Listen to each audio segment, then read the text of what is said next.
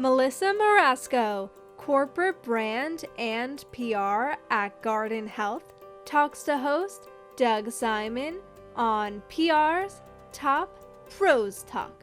Can you give us a top line about Guardant Health and its mission to get started? Absolutely. So Guardant Health is a precision oncology company that is a pioneer in blood-based tests for cancer diagnostics. So they have a series of tests, one of which helps with therapy selection for oncology patients, one that is minimal residual disease, which monitors for recurrence for oncology patients, and our new test, which is early stage cancer detection, specifically for colorectal cancer. Their mission and vision is conquering cancer with data, which is one that personally resonates with me. That's an important story that there is interest in having that story covered, I would think. So, how would you describe your psychology-based approach that you talk about using? Absolutely. I'm glad you brought it up.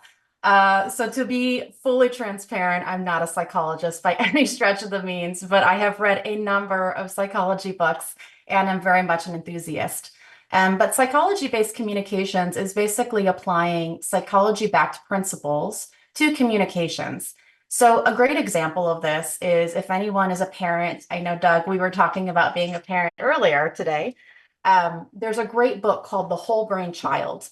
And it talks about neuroscience and basically where a child is in their development phase of their brain and how you can adapt your communication style to them at various stages in their age.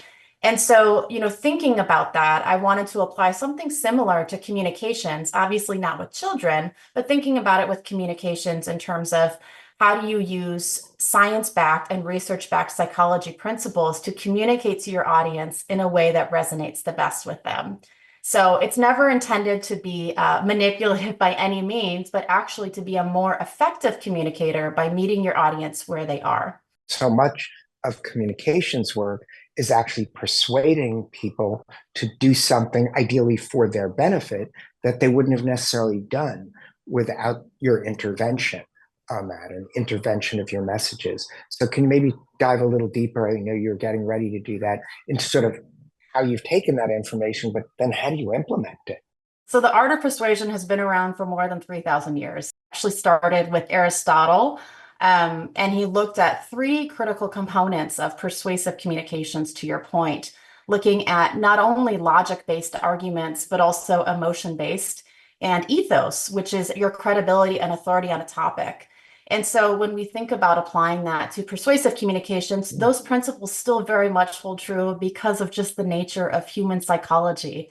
A lot of times we make decisions emotionally or subconsciously rather than logically. So when you think about becoming a more effective communicator, thinking about not just the logic-based argument, but also emotions and your credibility on the case can actually be a really critical component to your persuasive communications efforts. Interesting. Does one come before the other? Is establishing credibility sort of the first key piece to get out there? So, in effect, you have standing to be communicating the messages? Absolutely. It's certainly a measure of authority. So establishing your credibility, but also your goodwill towards the audience. So part of ethos and part of authority is that they need to believe that you want what's good for them. So you may be an authority, but do you actually have a vested interest in their betterment? So a really great component that takes years, of course, to build in terms of your reputation, but is a really critical key if you can get that right as a communicator for any of your spokespeople or for your company and apply that to some of your communication strategies. It's really interesting that you say that, given our business where we do a lot of satellite media tours as a key component.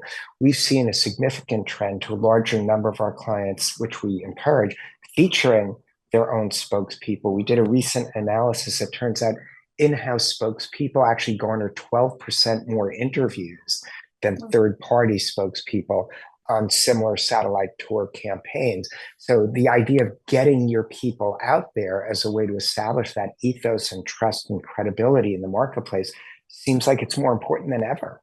Absolutely. And we have to think about so many decisions when you think about branding specifically.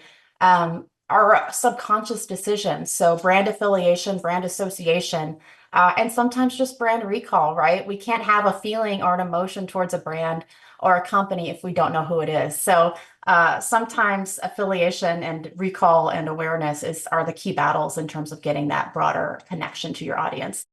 Yeah, so tell us about how that relates to telling stories more effectively. And if you've got examples, that would be welcome as well. Well, I was very fortunate to spend time at Duarte, which is a creative storytelling agency.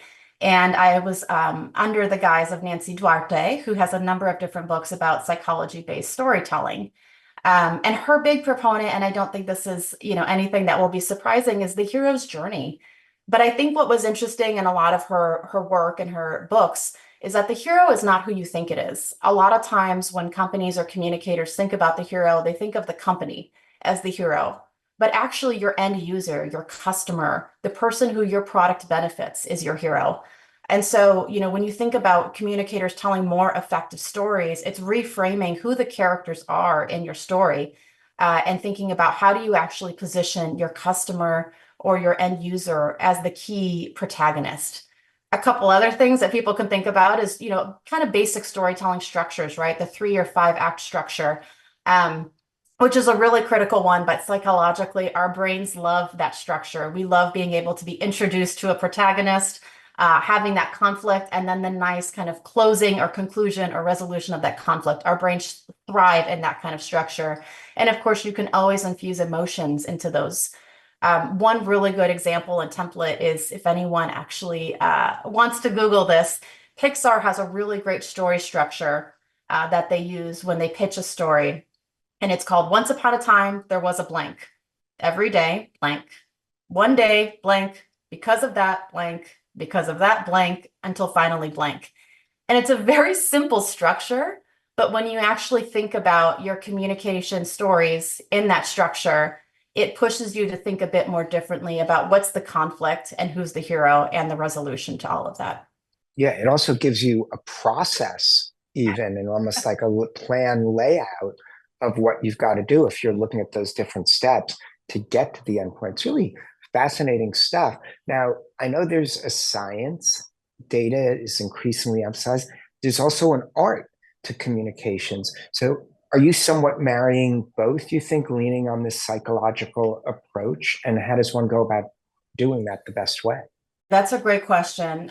Communications is an interesting profession. I don't think any communications professional would argue that one. But it certainly is a science and an art. And I think we're starting to see that convergence even more. From the science side, there's a lot more that we can do with data-driven insights. I think in the past, a lot of PR professionals particularly would look at impressions as a key indicator of success. However, there's new tools where we can actually measure brand health and how your message is resonating and impacting perceptions with your core audiences. And that's key. I think, as we think about just the amount of information that's impacting audiences, what's breaking through and how are we actually getting through share of voice, and what's landing and being received by your audience is key. The second thing that I'll say, it's not a very exciting piece of science, but cleaning up your operations and looking at different AI tools. Communications, and especially in-house communicators, there's so much volume coming in to in-house communicators. And so being really thoughtful about your time and looking at ways to automate certain tasks, or even using project management tools like Asana or Trello are key, because it's very much being operationally driven as much as it is communication strategically driven. On the art side, like I said, we're in an attention economy, and so creativity is king. Having really thoughtful, insightful, ownable content is what's going to break through the clutter, but it has to be authentic. And so, like I said, automating those administrative tasks so that you can free up your communications people to focus on what's really creative and finding those interesting intersections. I'm a firm believer that everyone is creative. We just have to learn how to turn the faucet on. And so ways to do that is to find inspiration from other industries, really getting to know your audience and finding those very, very narrow insights from your audience, those key moments that help you show to your audience that you deeply understand them. And then trial and error, fail, fail, fail, get up, fail again. And then, maybe your 30th idea is the one that lands. So just kind of continuing to practice that is key. So I think there certainly is a blend of science and art. to communications. I also think there's a lot more of interesting visual communications and the psychology behind that that's coming through that communications professionals can benefit from. I definitely appreciate your optimism and generosity about assessing how creative everyone can be. That's really sweet of you. And really, just the insights you had are really amazing. Clarify what I love is it's things that people can really act on immediately, which is always helpful. Any final thoughts you want to leave our audience with? My final thought is creativity is everyone's within everyone's brain. And so, don't be afraid to fail. I think some of the best creative ideas are built on the backs of 5 other failed ideas. And so really embracing that and enjoying the process. And the second thing I would say is to be really thoughtful about how inundated audiences are with information. And so when we think about communicating effectively using psychology, how can you think about visual communications? Oftentimes, a picture is worth 1,000 words. And so there's a lot more opportunity to apply visual-based communications principles to communications professions. Yeah, and I think to that, sometimes there are great ideas that just don't work for a whole bunch of reasons, and that's okay.